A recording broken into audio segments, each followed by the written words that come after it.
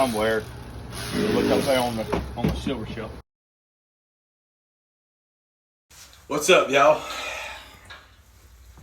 Got our speckled trout, mustard. I dried it first. I know y'all are sick of me saying that, but I'm trying to tell y'all, dry your fish off.